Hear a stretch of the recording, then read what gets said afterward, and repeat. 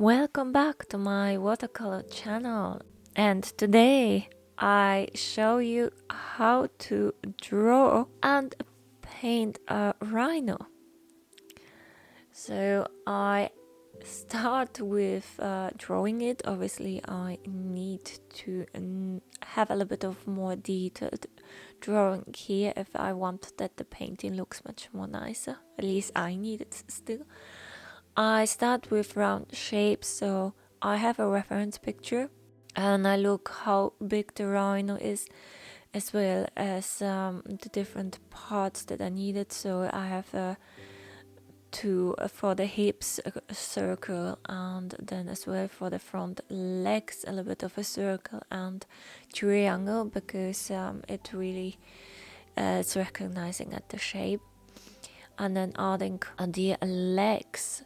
So my rhino here is walking, and it has a little bit of a bigger belly. Adding here more of the details, like the front leg and the hump, back hump on its back, while the head is basically lowering down. I thought the position of the head was a bit wrong, so you can see this is really important to have a pit there when adding to the head, because it's very characteristic for the rhino.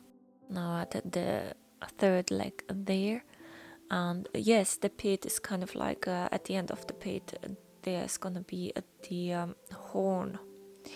So this is why it's really important to think a little bit ahead. And my rhino here has two horns. The eye is more around the area a little bit below where the the smaller horn is, and then adding the mouth.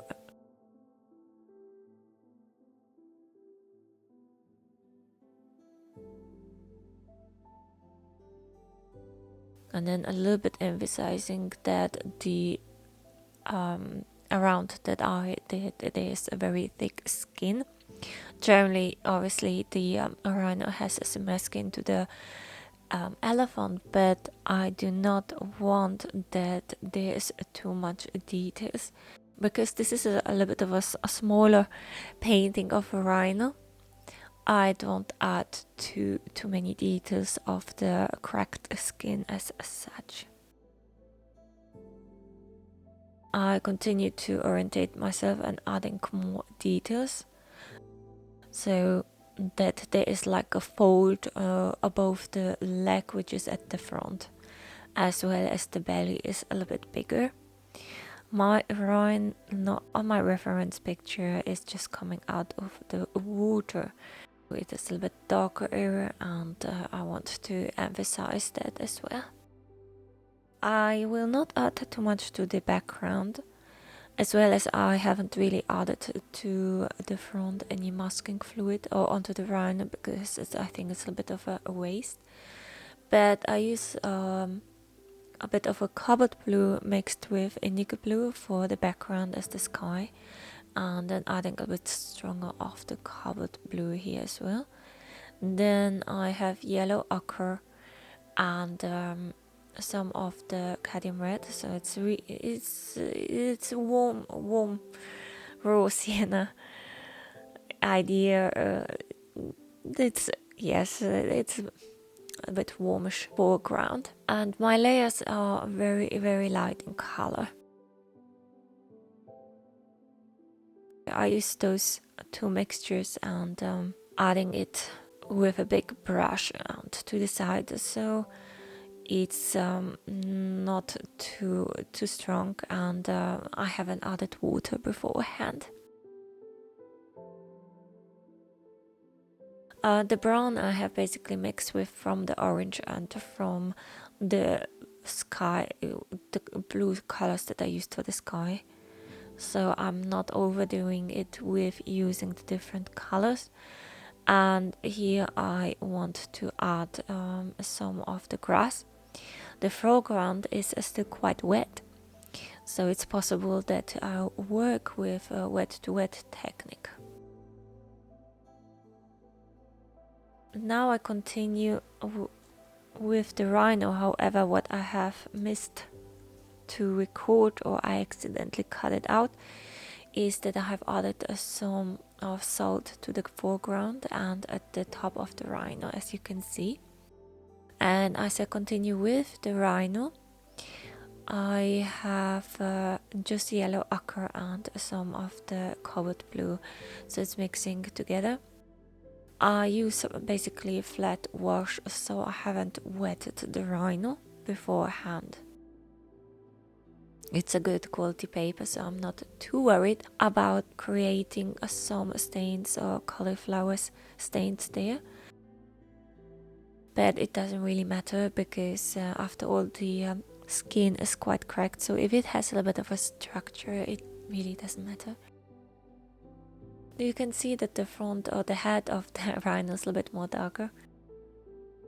I don't think it was that intended to make it as dark, but it doesn't really matter yet, because I will work later on onto the head and adding more details. Here I add of some of the burnt amber mixed with some red to the head, so just emphasizing, for example, the eye areas, as well as then starting to work onto the body. Then adding a little bit of orange on the RHINO's back, as well as adding some brownish and greenish gray colors and very light strength to emphasize the different parts of the RHINO. So for example, what I did here is to emphasize the hip as well as the ribs, and then the area between its shoulder blades as well as the head, but as well as making the head or the front head a little bit darker. However, I don't use too dark layer or too strong colors here yet. I have added a little bit of a cobalt blue and an indigo blue onto the RHINO's horn, so around the shadowy area as well as on the second. It's still very light in color and a little bit more wet to wet, apart from now the ear and top of the horn. Now I add a little bit more of shadow areas underneath the eye. So I try to add more substance to the different parts of the head and the kind of face, that I don't want to overdo it, because as I said, it is not as much in detail, but there are some areas emphasized.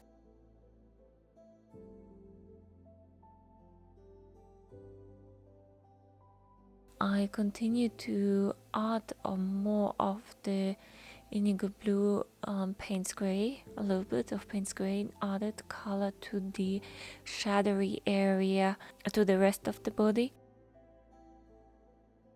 So underneath the belly as well as onto the legs and back of the legs, so what's hidden from the sun mainly.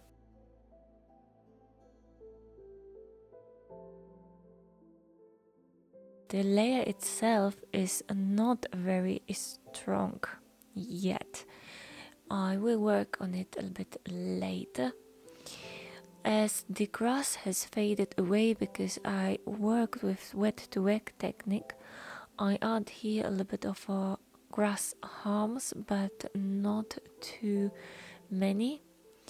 And I add the same brownish red colors to the belly.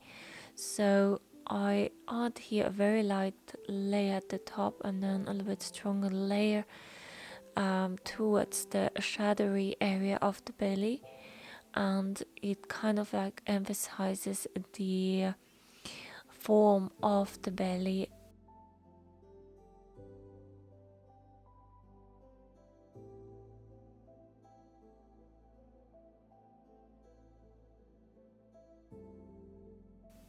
as well as I continue to do so onto the shoulder areas, really adding here first light layers and then adding a very strong indigo blue later on. It's still mixing a little bit with the previous colors.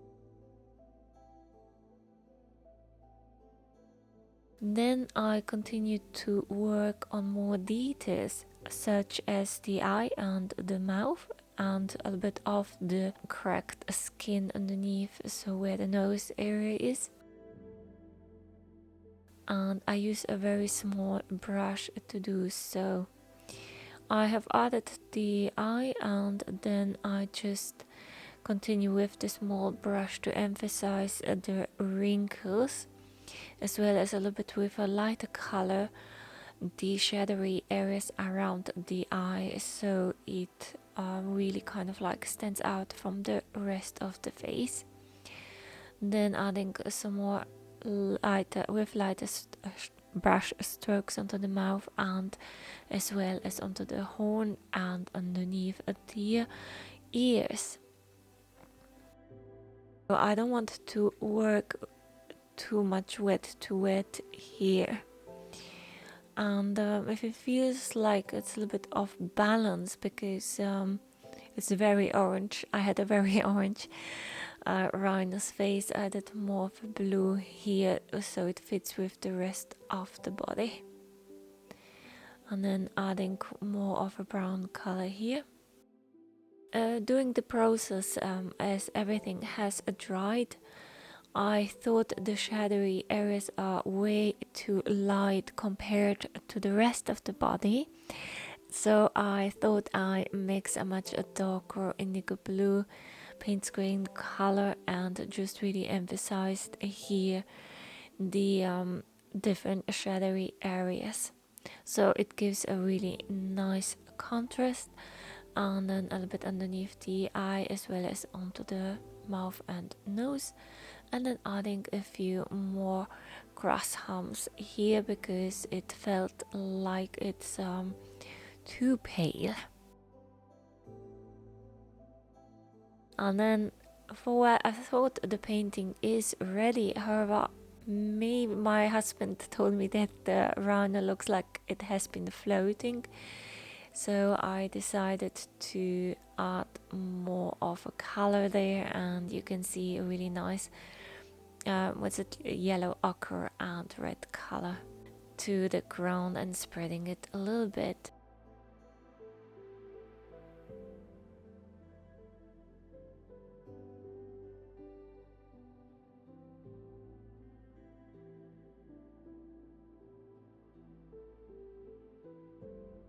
And then as well as adding much more darker indigo blue. But that was basically it.